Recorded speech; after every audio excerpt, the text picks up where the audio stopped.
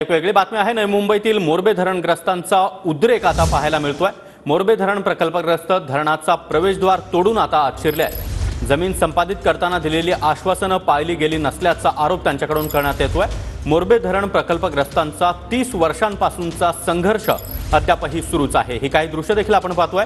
जमीन संपादित करताना दिलेली आश्वासनं पाळली गेली नाहीत, त्यामुळेच आता धरणग्रस्तांचा हा उद्रेक आपल्याला पाहायला मिळतोय.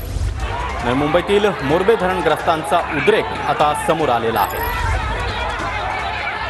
हे प्रकल्पग्रस्त अगदी धरणाचं प्रवेशद्वार तोडून आत शिरलेले आहेत. मोठ्या संख्येनं महिला देखील यामध्ये सहभागी आहेत. इथल्या साहित्याची तोडफोड या धरणग्रस्तांकडून केली जाते.